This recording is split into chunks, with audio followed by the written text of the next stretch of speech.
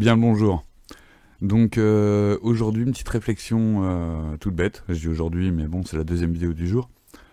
J'ai vu un article dans différents magazines, c'est passé dans LCI, dans 20 minutes. Donc les trucs un peu bidons qu'on lit sur internet pour s'informer vite fait avant d'approfondir. Et j'ai eu la surprise de voir tout un article dans ces deux sites il y a un peu plus d'une semaine maintenant. Comme quoi, Philippe Poutou, j'espère que je ne me trompe pas en son prénom, mais je crois que c'est ça. Philippe Poutou, donc, qui est un candidat à la présidentielle, hein, qui a ses 500 voix, etc., je pense, et qui s'était fait humilier. Alors, où il s'est fait humilier, par l'Assemblée ni rien, sur le plateau de On n'est pas couché, donc qui est une émission télé. Donc ça, c'est un simple fait divers, vous allez me dire, on s'en fout un peu. Donc, ben non, parce que, encore une fois, ça mène à des réflexions. Alors, on reviendra peut-être un jour pour reparler du temps de parole. Quoi on va y venir aussi. On a le temps, après tout, j'ai pas de format, j'ai pas de temps. Si j'ai envie de prendre 1 heure, je prends 1 heure. Si ça prend 5 minutes, ça prend 5 minutes. Donc c'est l'avantage de ce format.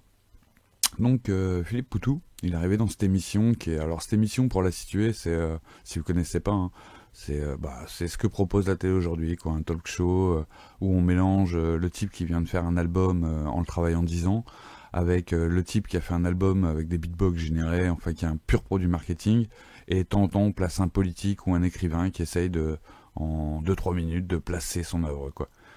Donc parfois c'est intéressant, il y a des surprises. Quand c'est des comiques ou quoi, c'est-à-dire des gens, on fait de l'entertainment, quoi. Donc quand les gens, c'est leur boulot, bah ça peut être intéressant si vous aimez ça. Mais par contre, quand on place là-dedans des politiques et tout, moi ça me met un peu mal à l'aise. J'aime pas ça du tout, c'est pas ce que c'est censé être. Et c'est pas bon, surtout le résultat, je crois pas que ça ait quelque chose de positif. Donc bon, passons. Mais voyons comment a été traité, puisque ça se veut comme une émission politique à part entière, comment a été traité Philippe Poutou. Donc Philippe Poutou, il est arrivé dans cette émission. Déjà, il a pas beaucoup de temps de parole, on l'a invité parce que bon, la loi y oblige un peu. Et donc on l'a invité et on s'en fout, c'est le gars, il sera pas élu, on sait qu'il fera même pas 10%, donc bon, on s'en tape. Enfin, quand je dis on s'en tape, c'est pas nous, hein, c'est les médias, quoi, cette émission, les gens de cette émission, ils s'en tapent. C'est Poutou, il est... Alors pour situer Poutou, il est... alors je vais pas dire de bêtises, je vais pas dire le nom du parti, mais c'est l'extrême gauche, c'est l'extrême gauche. Et c'est un gars qui se présente, en fait, il veut pas être élu. C'est un truc qui est intéressant chez ce gars, et c'est peut-être ce qui l'aide aussi à tenir face à ce traitement qu'il a dans les médias. C'est que ce gars-là, il croit pas aux élections, machin, il est bien conscient que tout ça, c'est un peu une arnaque. Et donc, il vient juste parce que ça lui donne une chance de pouvoir présenter ses idées. C'est comme ça. C'est-à-dire qu'on a des centaines de chaînes, on a des dizaines de chaînes d'informations, et pourtant on n'arrive pas à donner la parole à tout le monde. On donne la parole à Fillon quand il a volé des costards, enfin qu'il s'est fait offrir des costards, quand voilà, on va faire 50 heures là-dessus, mais on va pas trouver 5 minutes pour parler d'un gars qui dit qu'il faudrait peut-être mieux partager les richesses, que peut-être que les ouvriers ils ont le droit d'avoir une part du bénéfice, qu'on est dans un pays, des mecs comme Ruffin aussi, qui réussissent en jouant un peu le jeu des médias, parce que sinon tu passes pas. Et un jour on parlera de la fin et des moyens. Mais donc on va rester sur Poutou, et donc ce gars-là, il veut pas être élu, il veut juste présenter ses idées. Donc il vient là pour présenter ses idées, et là c'est super important. Et donc il vient pour présenter ses idées, il dit j'ai 2-3 minutes où je vais pouvoir, face à une grande audience, présenter mes idées. Mais là, le problème c'est qu'en face, on le prend pas au sérieux. Comme j'ai dit, on le reçoit comme on recevrait un comique, hein, c'est vrai, parce que et encore, on aurait plus de respect pour Kev Adams.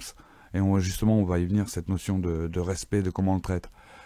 Et donc, ce gars-là, il y a la nana qui s'est plantée dans ses questions, qui lui posait des questions, qui a eu des fous rires, etc. Donc en gros, elle posait une question, lui il avait compris, il y avait un moment où il est là, oui, mais j'ai compris la question, je peux répondre. Et eux, non. Ils continuent sur le fou rire, elle continue d'essayer de la poser en se plantant. On perd fastoche 1 minute aidée. Vous pouvez voir le replay sur YouTube, hein, forcément ça a fait le buzz. Et donc, voilà, quoi, il a été humilié, on l'a pas pris au sérieux, dès qu'il disait quelque chose, voilà, quoi, on le coupait comme si c'était une énorme connerie. Alors vous allez me dire, ouais, mais en même temps, c'est peut-être aussi un peu leur rôle. Non, pas du tout. Déjà, leur rôle, c'était de l'interroger à la base. Et ensuite, même si c'était leur rôle, imaginons que c'est leur rôle de temps en temps, quand on dit une connerie de refaire tout, pourquoi ils le font pas pour tout le monde? On voit des stars qui viennent, qui disent une connerie, ça passe parce que c'est telle star et tout. Et là, je vais rester sur le point politique. Si vous regardez sur YouTube, alors comme je l'ai fait, hein, parce que je m'embête pas à regarder à la télé, ça me ferait chier de leur donner de l'audimat, vous regardez cette émission, ils ont reçu Balkany. donc qui est un symbole de tout ce qui est pourri et tout. Alors non, c'est pas une image que j'ai, c'est pas la facilité du tout pourri. Balkany, il y a qu'à regarder, vous tapez condamnation Balkany sur Google et vous verrez que ce mec-là, c'est incroyable tout ce qu'il a fait. Donc ce gars-là, c'est un symbole, il est toujours président de sa ville, ça va très bien, enfin maire de sa ville, pardon, ça va très bien pour lui, il a des procès, mais bon, il est toujours dehors, il fait toujours la fête, il a toujours ses clubs, ses machins, ses amis, etc. Et ses entrées au gouvernement. Enfin, un peu moins maintenant, mais bon, voilà, il va à l'Assemblée et tout, il est tranquille, quoi, il en fait partie, il fait partie à part entière du système. Et donc, alors j'insiste parce que Balkany, j'y reviendrai de nombreuses fois, c'est vraiment un symbole de ce qui va pas dans notre politique, tout ce qui est pourri. Et donc, ce gars-là, il est venu à cette émission. Je suis désolé pour la petite toux. Et lui, il a été bien traité. On lui a bien parlé. On l'a laissé finir, on l'a machin, on l'a un peu vanné et tout, mais gentiment. C'est-à-dire, le gars, il vient, on sait qu'il a détourné des millions, etc. Mais lui, on lui parle gentiment et tout. Par contre, quand c'est Poutou, un mec qui n'a même pas accès de pouvoir, donc on peut même pas l'accuser d'avoir des affaires et tout, des casseroles au dos. Lui, par contre, on se permet de le couper, on se permet de se foutre de lui, ouvertement. Et ça, c'est un fait divers. Je dis fait divers parce que c'est pas une actu, hein. Quand même, il faut resituer les choses. Eh bien, c'est super parlant de comment on traite certains candidats. Il y a des candidats, on s'est fait une image d'eux. Alors, il y a des tas de choses. Par exemple, en France, on avait un truc qui a disparu un peu maintenant. C'était les guignols. Avant, les guignols, c'est un pouvoir très puissant. Ça décidait, ça donnait une image des politiques. Il y a des gens qui ont analysé qu'en fait, Chirac, s'il a gagné certaines élections, c'est grâce aux guignols. Ça lui a donné les points qui lui manquaient. Parce que les gens se laissent influencer. C'était vraiment un truc de notre pop culture. C'était les guignols. On jugeait les politiques aux guignols. On connaît Sarkozy grâce aux guignols. Voilà, il y a des tas de choses. Chirac, il a une image sympathique, en grande partie grâce aux guignols.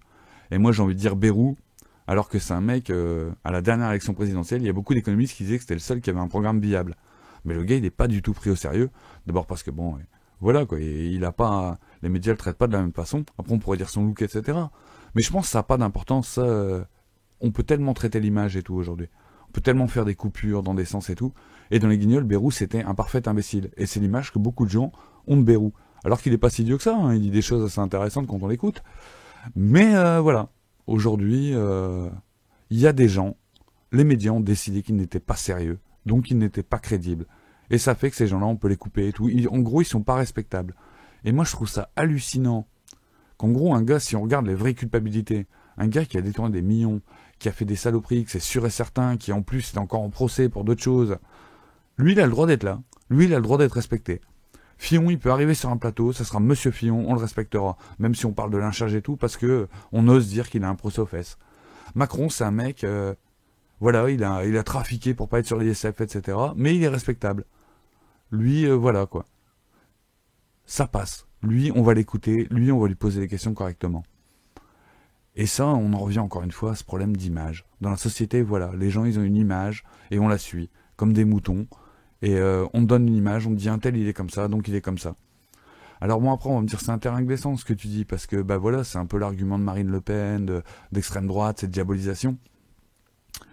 Mais il y a une vérité, moi je suis pas du tout d'accord avec les idées d'extrême droite, mais il y a des gens dans l'antiracisme qui me font aussi peur, parce ils sont sur des images très très dures, très négatives.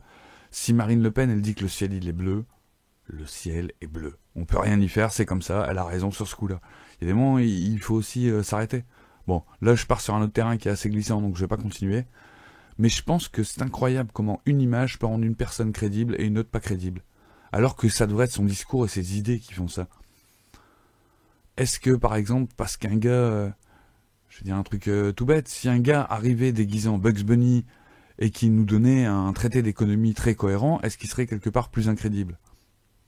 Je sais pas. Alors oui, parce qu'aujourd'hui, avec la façon qu'on a de penser, la façon dont on a appris à consommer les médias. Parce que l'air de rien, c'est une façon, on a appris, mettons, on a une façon de consommer un média. Quand on consomme une vidéo ou quelque chose, on s'attend à une certaine forme de format, à une certaine forme d'idée, et ça, voilà, ça doit être comme ça. Et quelque part, c'est paradoxalement, on a besoin de ça, on veut ça, mais on demande du nouveau. Voilà. Mais enfin là, je m'égare encore un peu. Mais n'hésitez pas à me dire des exemples de gens qui sont jugés pas crédibles alors que finalement ils le sont peut-être. Et vous, qu'est-ce que vous en pensez ? Est-ce que vous trouvez que quelque part il n'y a pas que ce soit sur la politique. Est-ce que les petits candidats sont à traiter avec moins d'égards que des gros candidats qui, eux, quelque part, ont un passif beaucoup plus lourd? Donc voilà, ça ouvre la voie à pas mal de réflexions. Encore une fois, n'hésitez pas à commenter. Encore une fois, pardonnez-moi, je suis très embrouillé, mais c'est un peu mon truc. Et puis comme c'est de l'impro total, j'ai pas un plan structuré. Donc n'hésitez pas à me dire ce que vous en pensez. Je vous dis à très bientôt pour le prochain sujet. Et merci d'avoir regardé cette vidéo.